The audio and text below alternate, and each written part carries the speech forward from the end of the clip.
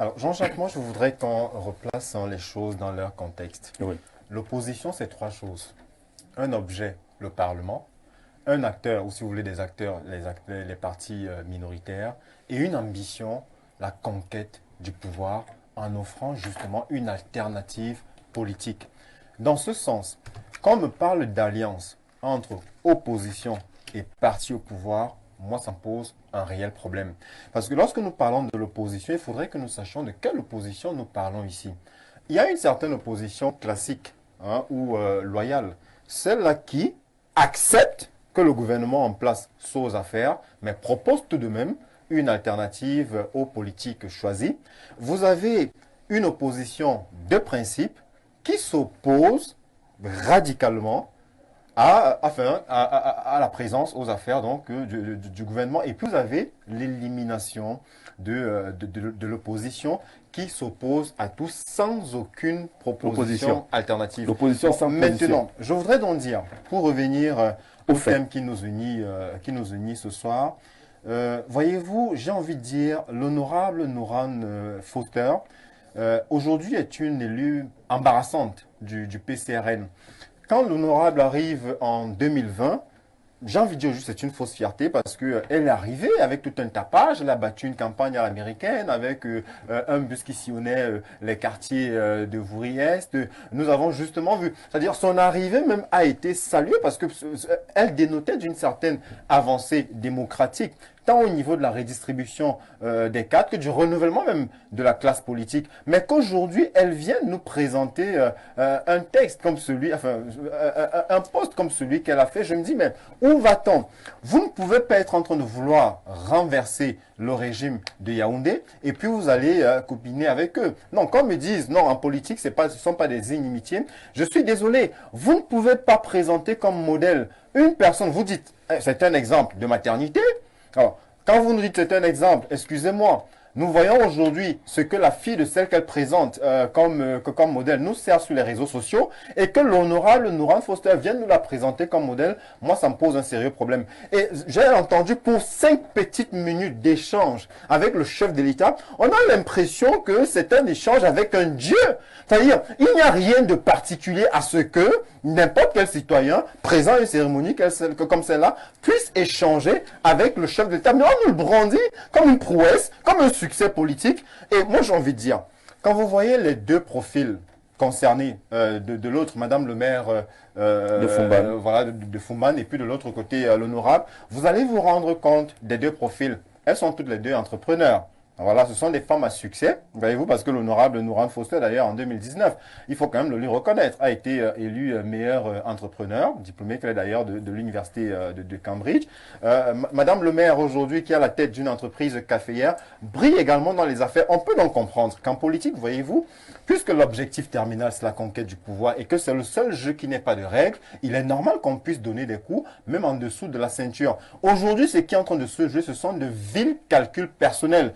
Pour moi, je dis, des entrepreneurs qui se soucient de leurs impôts, des entrepreneurs qui voudraient soumissionner à des marchés, il est tout à fait normal qu'à un moment donné se rendant compte que l'appartenance à l'opposition peut être un frein, qu'on veut et à un moment donné, voilà, basculer de l'autre côté. Tout cela procède de l'inconstance, de l'inconsistance et même de la prostitution politique. Excusez-moi, quand vous avez choisi l'honorable Foster, Nouran Foster, ce qu'elle est en train de faire aujourd'hui, sincèrement, c'est simplement... C'est une démarche solo de positionnement.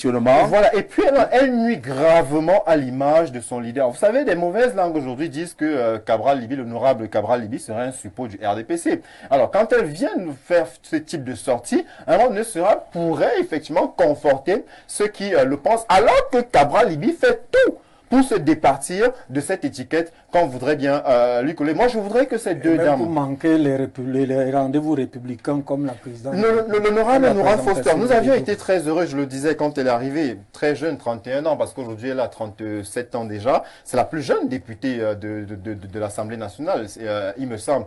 Effectivement, pour nous qui avons toujours... bon, l'une des plus jeunes, peut-être pas la plus jeune, mais l'une des plus jeunes, sincèrement, c'est certainement, pour nous qui avons toujours milité en faveur du rajeunissement de de la classe politique. C'est une belle percée, sauf que l'image qu'elle nous sert, voyez-vous, ne fait que confirmer l'image sceptique, enfin, le regard sceptique et dubitatif que les seniors ont souvent sur les jeunes, qui taxés d'incompétents, d'incapables. Parce alors, que là, pour contextualiser l'affaire, nous sommes en période électorale, on ne peut pas se le cacher, et les actes qui sont décriés et décrits par certains en cette période, c'est pour cela qu'ils s'appuient sur le fait que ces actes ne soient pas recevables en cette période-ci qui pourrait embarrasser justement la marche. Pourquoi pas? Vous me permettrez, si vous moi parler sur ce plateau, je suis le plus jeune, voilà. Ah d'accord.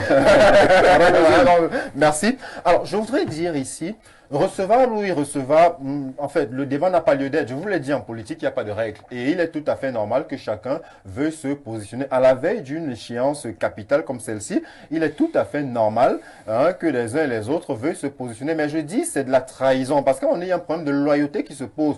L'honorable Nourane Foster est ce qu'elle est aujourd'hui parce qu'elle est issue du PCRN. Sans le PCRN, elle ne serait jamais là. J'ai souvent dit, on arrive aux affaires par trois moyens. Soit par le capital idéologique, c'est-à-dire qu'on a un projet de société qu'on voudrait partager, soit le capital financier, on a suffisamment de moyens et donc par un principe d'honorabilité, on se retrouve là, et puis par le capital social, c'est-à-dire le carnet d'adresse, on se retrouve effectivement aux affaires. Vous savez très bien comment l'honorable Foster arrive là, c'est simplement par son capital financier. Parce qu'aujourd'hui, lorsque vous vous rendez compte, j'ai dit c'était une fausse fierté parce que capital financier, que l'honorable Nourane Foster va nous servir à la première session parlementaire.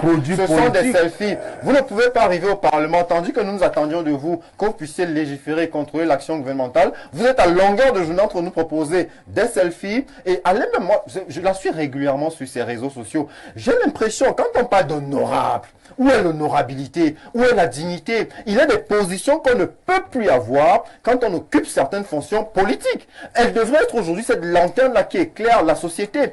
Pour nous autres jeunes... Elle ne doit plus vendre ses produits de beauté.